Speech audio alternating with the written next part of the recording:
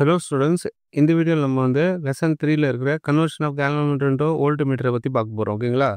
போன வீடியோவில் கேல்வனோமீட்டரை எப்படி அம்மீட்டராக மாற்றுறதுன்ற பற்றி பார்த்தோம். எப்படி கேல்வனோமீட்டர் அதாவது ஒரு அம்மீட்டரை நம்ம சர்க்யூட் கூட கனெக்ட் பண்ணும்போது எப்படி பண்ணோம்? சீரிஸாக பண்ணோம். அதே ஒரு கேல்வனோமீட்டர் அம்மீட்டராக மாற்றணும்னா நம்ம என்ன பண்ணோம்? ஒரு லோ ரெசிஸ்டன்ஸை பேரலாக கனெக்ட் பண்ணோம். இந்த ரெண்டு விஷயம் ரொம்ப கிளியராக அந்த வீடியோவில் நம்ம பார்த்தோம். இப்போ அந்த வீடியோவுக்கு அப்படியே ஆப்போசிட் தான் நம்ம இந்த கான்செப்ட். ஓகேங்களா? அதாவது conversion of galvanometer into voltmeter. Voltmeter பொறுத்தவரை என்ன பண்ணோம்? தி யூஸ் ஆஃப் வோல்ட்மீட்டர் என்னது? வோல்ட்மீட்டர் என்னத்தை மெஷர் பண்ணோம்?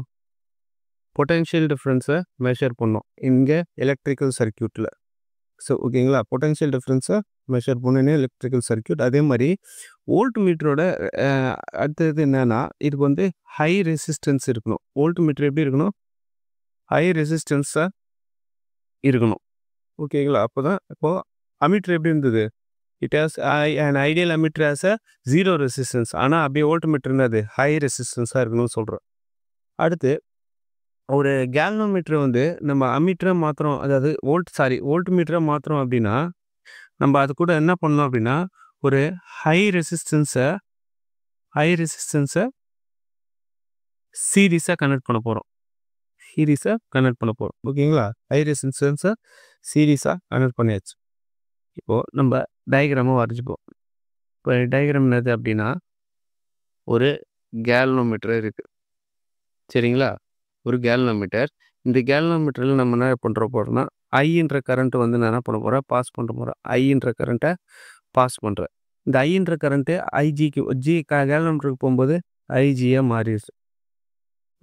இப்போ நான் இந்த கேல்வனோமீட்டரோட ஒரு ஹை ரெசிஸ்டன்ஸை கனெக்ட் பண்ணிட்டேன். அந்த ஹை ரெசிஸ்டன்ஸ் பேர் என்ன அப்படின்னா RH. ஹை ரெசிஸ்டன்ஸ் பேர் என்னது? RH. அதே மாதிரி ரெசிஸ்டன்ஸ் ஆஃப் கேல்வனோமீட்டர் என்ன ஆகுதுன்னா RG. இப்போ நம்ம இந்த பார்ட்டு மட்டும் என்ன அப்படின்னா இந்த பார்ட்டு நம்ம என்ன இப்போ கன்வெர்ட் பண்ணிட்டோம் அப்படின்னா ஒரு வோல்ட்மீட்டரை கன்வெர்ட் பண்ணியாச்சு. ஓகேங்களா? வோல்ட்மீட்டரை கன்வெர்ட் பண்ணிட்டோம்.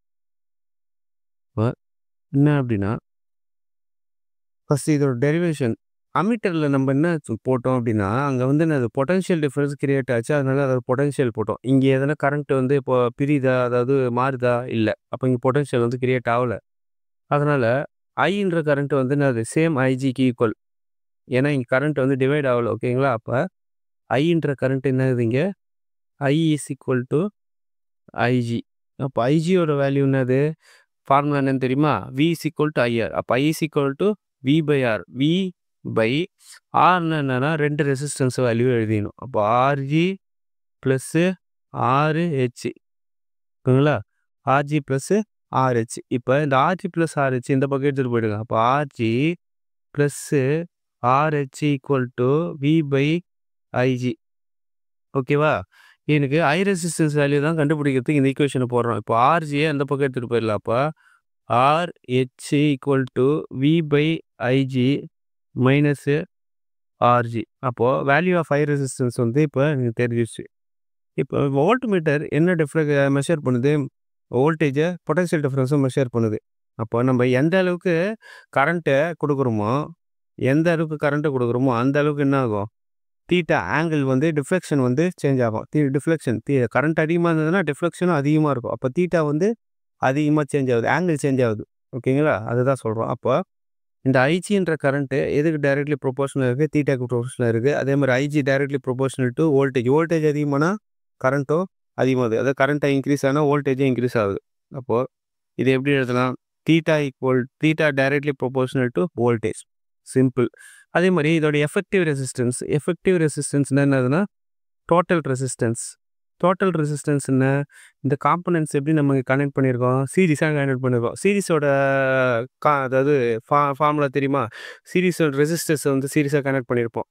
அப்போ அதோட ஃபார்முலா என்னது? Effective resistance equal to R1 + R2 + R3. அதே மாதிரி இங்கேயும் என்ன ஆகுதுன்னா RV தான் இங்கே என்னது? Total resistance. RV equal to resistance value என்ன இருக்குது? RG plus RH. அவ்வளோதான், முடிஞ்சு. இப்போ ஒரு 3 பாயிண்ட்டை மட்டும் நீங்கள் மறக்கக்கூடாது. என்ன பாயிண்ட்டு அப்படின்னா ஒரு ஐடியல், அதாவது ஒரு வோல்ட்மீட்டரை எப்படி கேல்வனோமீட்டரை கனெக்ட் பண்ணுறோம் அப்படின்னா வோல்ட்மீட்டர் அதாச்சும் சாரி ஒரு கேல்வனோமீட்டர் எப்படி வோல்ட்மீட்டரை கன்வெர்ட் பண்ணுறோம் அப்படின்னா galvanometer to voltmeter by connecting a high resistance in series ஓகேங்களா. அதே மாதிரி ஒரு கேல்வனோமீட்டரை சர்க்கியூட்டில் கனெக்ட் பண்ணும்போது அதாவது ஒரு வோல்ட்மீட்டரை சர்க்கியூட்டில் கனெக்ட் பண்ணும்போது இன் சர்க்கியூட்டில் கனெக்ட் பண்ணும்போது எப்பயுமே என்ன பண்ணணும்னா பேரலாக பண்ணணும். சர்க்கியூட்டில் கனெக்ட் பண்ணும்போது பேரலல். ஓகேங்களா. ஒரு ideal voltmeter as a infinite